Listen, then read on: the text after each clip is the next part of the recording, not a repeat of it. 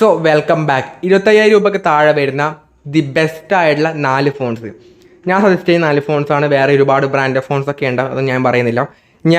എന്നോടിപ്പോൾ ഒരാൾ ചോദിക്കുകയാണ് ഏതാണ് 25,000 രൂപയ്ക്ക് ബെസ്റ്റ് ഫോൺ എന്ന് പറഞ്ഞു കഴിഞ്ഞാൽ ഞാൻ പറയാൻ വേണ്ടി പോകുന്ന 4 ഫോൺസാണ്. 1 by 1 ആയിട്ട് പറയാം. ഇവിടെ പൊസിഷനും കാര്യങ്ങളൊന്നും പറയുന്നില്ല. 4 ബ്രാൻഡ് 4 ഫോൺസ് പറയും.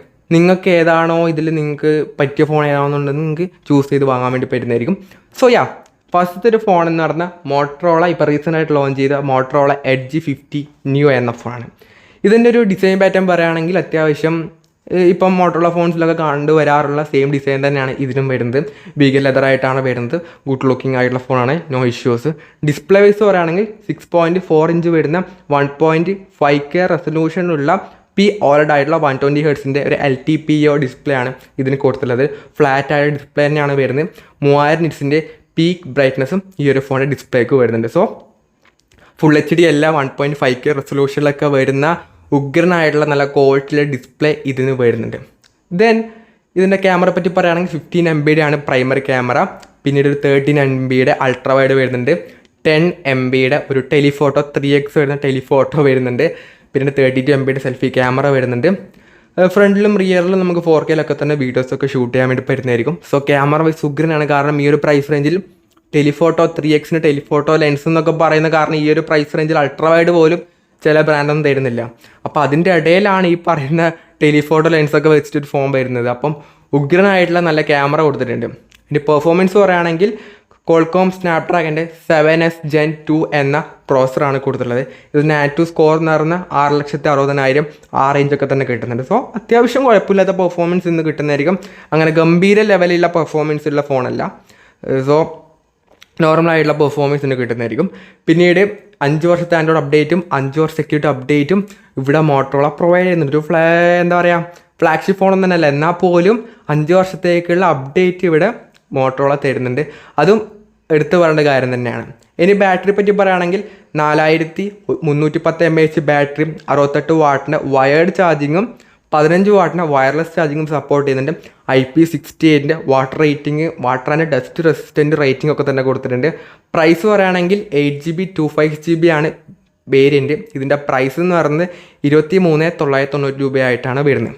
24,000 രൂപക്ക് IP68 റേറ്റിംഗ് വരുന്നുണ്ട്, വയർലെസ് ചാർജിങ് വരുന്നുണ്ട്, 3x ടെലിഫോട്ടോ വരുന്നുണ്ട്. അങ്ങനെ പിന്നീട് 1.5K റെസൊല്യൂഷനുള്ള OLED ആയിട്ട് ഡിസ്പ്ലേ വരുന്നുണ്ട്. അങ്ങനെ ഒരുപാട് ഹൈലൈറ്റ് ആയിട്ടുള്ള കാര്യം വരുന്നുണ്ട്. സോ അത്യാവശ്യം ഒരു the best value for money phone 25,000 രൂപ റേഞ്ചിൽ the best value for money ആയിട്ടുള്ള ഫോണാണ് ഈ പറയുന്ന മോട്ടറോള എഡ്ജ് 50 നിയോ എന്ന് പറയുന്നത്. ഇനി അടുത്തൊരു ഫോൺ എന്ന് പറഞ്ഞാൽ 2 ഫോണുണ്ട്. അതായത് ഒന്ന് ഐക്യൂടെ Z9S Pro 5G എന്ന ഫോൺ, പിന്നെ ഒന്ന് വിവോയുടെ T3 Pro 5G എന്ന ഫോൺ. ഇത് രണ്ടും റീബ്രാൻഡ് ചെയ്ത് ഇറക്കിയ ഫോണാണ്. ഓൾമോസ്റ്റ് സെയിം തന്നെയാണ്. ഓൾമോസ്റ്റ് എന്ന് പറഞ്ഞാൽ എല്ലാം സെയിം ആണ്. ബ്രാൻഡ് കാര്യത്തിൽ മാത്രമേ വ്യത്യാസം വരുന്നുള്ളൂ. ഈ ഫോൺസിൻ്റെ ഡിസൈൻ പാറ്റേൺ പറയുകയാണെങ്കിൽ അത്യാവശ്യം പ്രീമിയം ഡിസൈൻ ഇതിന് വരുന്നുണ്ട്. വീഗൻ ലെതറും വരുന്നുണ്ട്, പ്ലാസ്റ്റിക് ബിൽഡും വരുന്നുണ്ട്. കളർ ഡിഫറൻസിൻ്റെ കാര്യത്തിലാണ് ഈ പറയുന്ന മാറ്റം വരുന്നത്. ഇനി ഡിസ്പ്ലേ പറയുകയാണെങ്കിൽ 6.77 ഇഞ്ചിൻ്റെ ഒരു ഫുൾ HD AMOLED 120 ഹെർട്സിൻ്റെ ഡിസ്പ്ലേ ആണ് വരുന്നത്. കർവ്ഡ് ആയ ഡിസ്പ്ലേ ആണ് ഇത് കൊടുത്തുള്ളത്. 4500 നിറ്റ്സ് വരുന്ന പീക്ക് ബ്രൈറ്റ്നസ്സും ഈ ഒരു ഫോണിൻ്റെ ഡിസ്പ്ലേക്ക് വരുന്നുണ്ട്. സോ ഇവിടെ നമുക്ക് നേരത്തെ പറഞ്ഞ പോലെ 1.5K റെസൊല്യൂഷൻ ഒന്നും വരുന്നില്ല. ബട്ട് ഇവിടെ നമുക്ക് കർവ്ഡ് ആയിട്ടുള്ള നല്ലൊരു കാണാൻ നല്ല രസമൊക്കെയുള്ള ഡിസ്പ്ലേ ഇതിന് കൊടുത്തിട്ടുണ്ട്. ഇനി ക്യാമറ പറയുകയാണെങ്കിൽ 15 MB പ്രൈമറി ക്യാമറ വരുന്നുണ്ട്. 8 MB അൾട്രാ വൈഡാണ് കൊടുത്തിട്ടുള്ളത്. സെൽഫി ആണെങ്കിൽ 16 MB സെൽഫി ക്യാമറയും കൊടുത്തിട്ടുണ്ട്. 4Kയിലൊക്കെ തന്നെ വീഡിയോസ് നമുക്ക് റിയറിൽ ഷൂട്ട് ചെയ്യാൻ വേണ്ടി പറ്റും. ഇനി പെർഫോമൻസ് പറയുകയാണെങ്കിൽ കോൾകോം സ്നാപ്ഡ്രാഗൻ്റെ 7S Gen 3 എന്ന പ്രോസറാണ് വരുന്നത്. ആൻറ്റു സ്കോർ എന്ന് പറയുന്ന 8,20,000 ഒക്കെ തന്നെ വരുന്നുണ്ട്. So performance wise the best പെർഫോമൻസിൽ കിട്ടുന്നതായിരിക്കും. ഗെയിമിങ്ങിനൊക്കെ ആണെന്നുണ്ടെങ്കിൽ ബെസ്റ്റാണ്. ബട്ട് ഇത് കർവ്ഡ് ഡിസ്പ്ലേ ആണ്. അപ്പം കർവ്ഡ് ആയതുകൊണ്ട് കുറച്ചും കൂടെ ഗെയിം കളിക്കാനൊക്കെ കുറച്ച് ബുദ്ധിമുട്ടാണ്. എന്നാൽ പോലും പെർഫോമൻസ് വൈസ് ആണെങ്കിൽ ഉഗ്രനായിട്ടുള്ള നല്ല പെർഫോമൻസ് ഉള്ള ചിപ്പ് സെറ്റ് ഇതിന് കൊടുത്തിട്ടുണ്ട്. ഇതിലാണെങ്കിൽ 2 വർഷത്തെ മേജറായിട്ടുള്ള ആൻഡ്രോയിഡ് അപ്ഡേറ്റും 3 വർഷ സെക്യൂരിറ്റി അപ്ഡേറ്റ് ആണ് ഇവിടെ പ്രൊവൈഡ് ചെയ്യുന്നത്. ഇനി ബാറ്ററി പറയുകയാണെങ്കിൽ 5500 mAh ബാറ്ററിയും 80 വാട്ടിൻ്റെ ചാർജർ ബോക്സിനകത്ത് തന്നെ വരുന്നുണ്ട്. പ്രൈസ് ആൻഡ് വേരിയൻറ്റ് പറയുകയാണെങ്കിൽ 8GB 128GB ആണ് ബേസ് മോഡൽ. ഇതിൻ്റെ പ്രൈസ് 24,999 ആയിട്ടാണ് വരുന്നത്. അപ്പോൾ 25,000 രൂപയ്ക്ക് അത്യാവശ്യം നല്ല പെർഫോമൻസ് ഓറിയൻറ്റഡ് ആയിട്ടുള്ള ഫോണാണ് നോക്കുന്നുണ്ടെങ്കിൽ IQ Z9S Pro അതുപോലെ തന്നെ വിവോ T3 Pro എന്ന് പറഞ്ഞ ദി ബെസ്റ്റ് ആയുള്ള ഓപ്ഷനാണ്. ഇനി അടുത്ത മൂന്നാമത്തെ ഫോൺ എന്ന് പറയുന്നത് നത്തിങ് ഫോണാണ്. Nothing phone 2A. ഒരു വെറൈറ്റി ആയിട്ടുള്ള ഫോണാണ്. ഡിസൈൻ വൈസ് തന്നെ ഒരു വെറൈറ്റി ഡിസൈനൊക്കെ ഉള്ള ഫോണാണ്. ഇപ്പോൾ ആരോടെങ്കിലും അടുത്ത് ഇതാണ് എൻ്റെ ഫോൺ എന്നൊക്കെ പറയുമ്പോൾ ഇത് ഏതൊരു ഫോൺ എന്നൊക്കെ ചോദിക്കുന്ന ലെവലിലുള്ള ഒരു ഫോണാണ്. ഡിസൈൻ പറയുകയാണെങ്കിൽ പ്ലാസ്റ്റിക്കിൻ്റെ ബിൽഡാണ് കൊടുത്തിട്ടുള്ളത്. കാണാനൊക്കെ തന്നെ വെറൈറ്റി ഡിസൈൻ ഇതിന് വരുന്നുണ്ട്. ഇതിന് ഡിസ്പ്ലേ പറയുകയാണെങ്കിൽ 6.7 ഇഞ്ച് വരുന്ന ഒരു ഫുൾ HD AMOLED 120 Hz ഒരു ഫ്ലാറ്റ് ആയ ഡിസ്പ്ലേ ആണ് കൊടുത്തിട്ടുള്ളത്. അത്യാവശ്യം നല്ല ഡിസ്പ്ലേ വരുന്നുണ്ട്, കുഴപ്പങ്ങളൊന്നും പറയാനില്ല.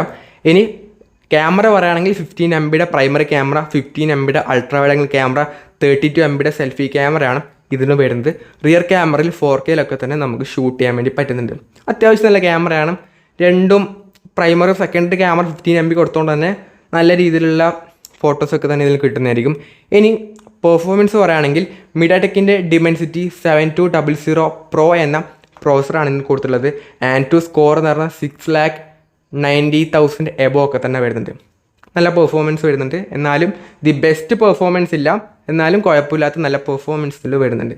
ഇനി ഇതിൽ വരുന്നത് 3 വർഷത്തെ ആൻഡ്രോയിഡ് അപ്ഡേറ്റും 4 വർഷം സെക്യൂരിറ്റി അപ്ഡേറ്റാണ് നത്തിങ് വരുന്നത്. നത്തിങ് OS അറിയാലോ, നല്ല OS ആണ്, നല്ല സ്മൂത്തും അതുപോലെ തന്നെ സ്റ്റോക്ക് ആൻഡ്രോയിഡൊക്കെ പോലെയൊക്കെയുള്ള നല്ല നല്ല OS ആണ് കൊടുത്തിട്ടുള്ളത്. ഇനി ബാറ്ററി പറയുകയാണെങ്കിൽ 5000 mAh ബാറ്ററിയും 45 വാട്ടിൻ്റെ ഫാസ്റ്റ് ചാർജിങ്ങും കൊടുത്തിട്ടുണ്ട്. സോ വെറൈറ്റി ആയിട്ടുള്ള ഫോണാണ് നിങ്ങൾ നോക്കുന്നുണ്ടെങ്കിൽ പോയി എടുക്കാം. ഇനി അടുത്ത ലാസ്റ്റത്തെ ഒരു ഫോണെന്ന് പറഞ്ഞാൽ OnePlusൻ്റെ ഫോണാണ്.